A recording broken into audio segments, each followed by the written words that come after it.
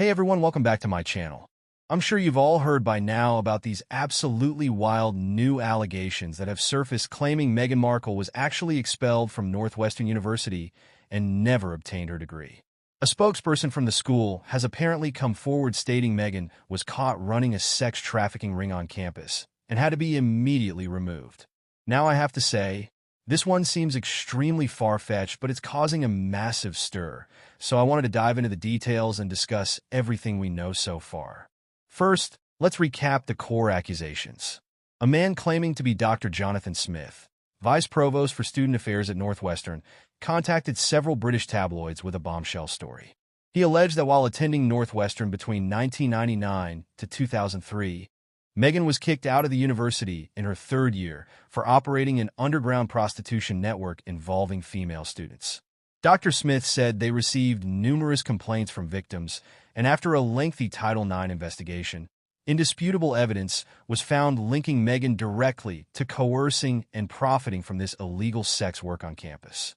As a result, Meghan was immediately expelled and had her admission rescinded, meaning she never graduated or received a degree from Northwestern, as she has always publicly stated. This vice provost also claimed Meghan used threats and blackmail to try and cover up her wrongdoings, but the university refused to cave to her attempts at a cover-up. Pretty shocking stuff, if it were actually true, right? But here's where things get really fishy. Almost immediately, Northwestern University vehemently denied and discredited these allegations. Their communications office released a statement saying Dr. Jonathan Smith is not and has never been a professor or employee at their institution. They have no records of Meghan Markle ever attending or being expelled from Northwestern. Further, no Title IX investigation into sex trafficking allegations involving any student was ever conducted on their campus during the specified time period. In other words, the university is stating this accuser and story are completely fabricated with no truth behind them whatsoever. This prompted journalists and researchers to look more deeply into verifying this supposed Dr. Smith and the claims being made. Unsurprisingly, no records or evidence can be found anywhere online of a man by that name ever working at Northwestern, teaching at their university, or having any real credentials as a vice provost. His contact details provided trace back to fake burner phone numbers and email accounts. It appears Dr. Smith does not exist outside of fabricating this extremely damaging hoax about Meghan Markle. Naturally, this begs the question, who is behind perpetrating such an outrageous lie and why?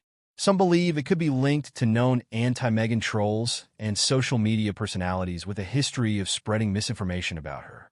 The carefully crafted details and timeline were obviously meant to undermine Meghan's public image as a poised women's advocate with serious allegations of predatory criminal behavior. The timing of the hoax also coincides with her ongoing strained relationship with the royal family and tensions over her interview with Oprah. Could this be part of a wider agenda and smear campaign? Looking more closely, there are multiple obvious red flags and inconsistencies that a simple fact check could debunk.